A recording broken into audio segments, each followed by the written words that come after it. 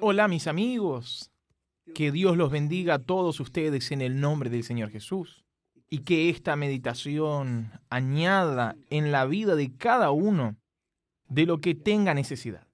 Bien, nosotros hemos hablado últimamente sobre aquella palabra que Jesús habla que es dura, durísima para los cristianos, los que se llaman o se piensan cristianos. En aquel día,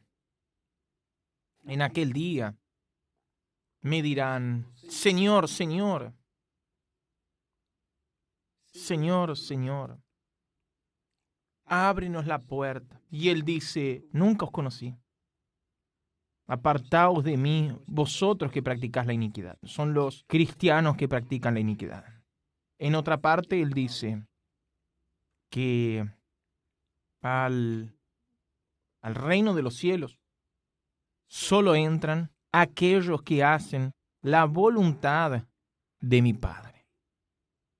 Es decir, no es porque usted, yo, nosotros hagamos la obra, prediquemos el Evangelio, construyamos iglesias, le llevemos la salvación a las personas, que seremos aprobados. No.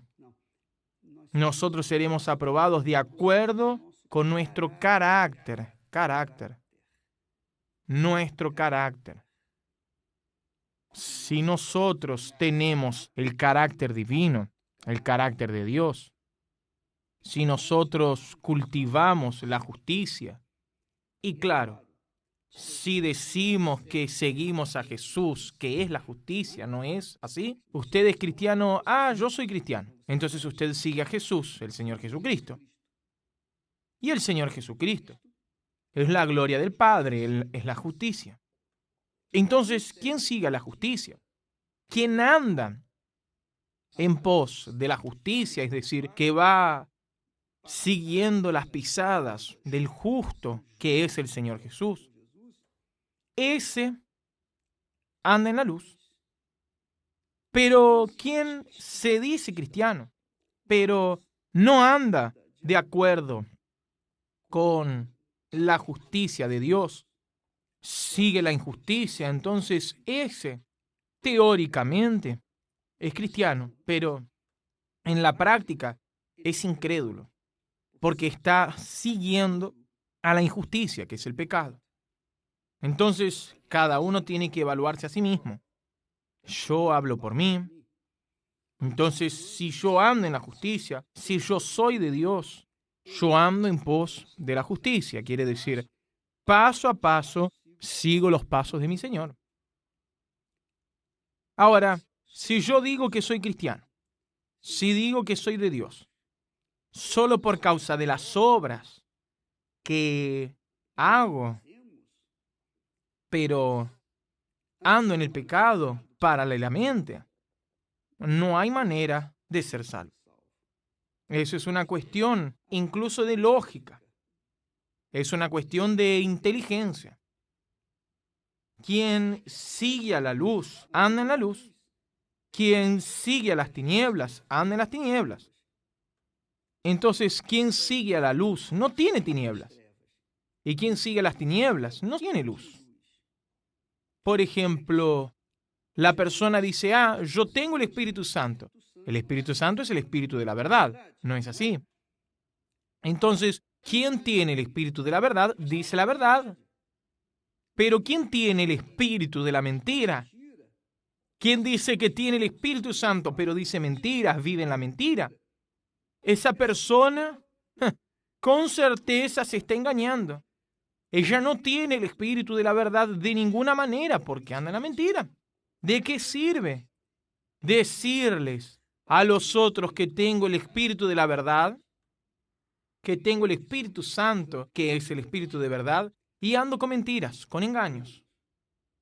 Entonces, es decir, teóricamente, yo tengo el Espíritu Santo, pero en la práctica, si yo estoy mintiendo, si vivo en la mentira, en el engaño, en la corrupción, entonces me estoy mintiendo a mí mismo, me estoy engañando a mí mismo. A Dios nadie lo engaña. Puedo estar engañando al mundo entero, pero no puedo engañar a Dios, ni a mí mismo. Yo sé que estoy viviendo de acuerdo con la mentira.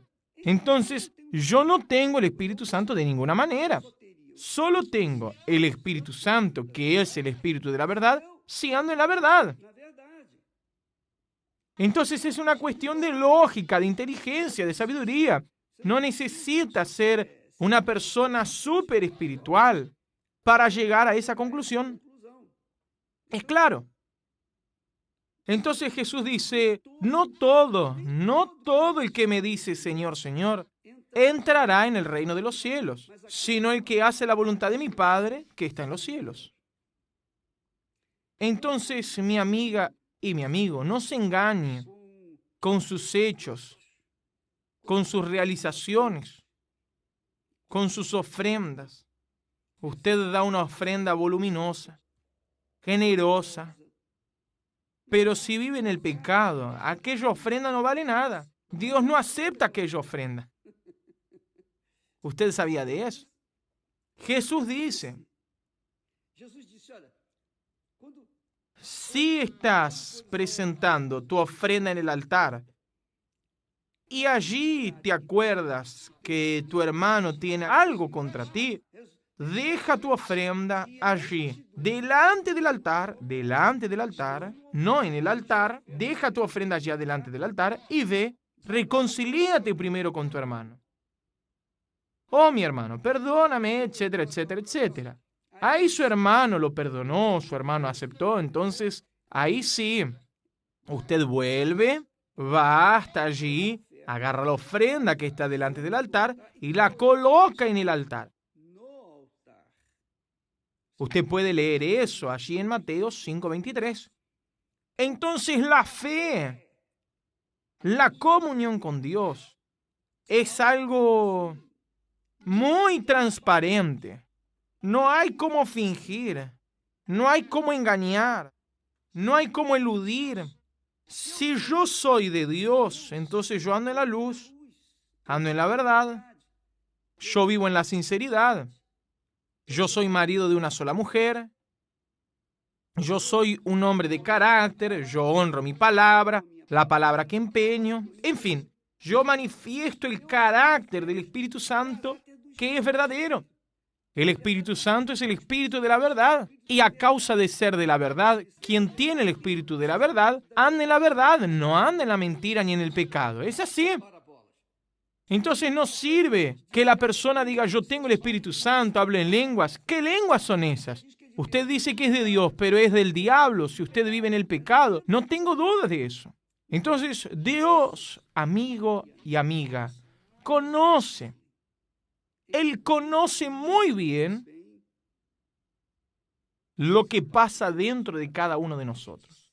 Él discierne su propia palabra que es espíritu. Discierne los pensamientos y las intenciones del corazón. Intenciones. A veces la persona ni hizo, ni cometió el pecado, pero solo porque ella tuvo una intención mala, ya cayó en tentación. Es eso. Recuerda que Jesús dijo, si miras a una mujer con mala intención, ya adulteraste con ella. Ya adulteró solo de mirar con mala intención. Entonces Dios conoce nuestros corazones y las intenciones de nuestro corazón. Él tiene discernimiento, Él ve todo. Y quien no cree en eso es bobo, es tonto, porque ve a Dios con límites. Dios no tiene límites. Él es grande, es muy grande. Nuestra mente no tiene capacidad de ni siquiera imaginarlo, de imaginar su grandeza. Entonces, Él escruta todo.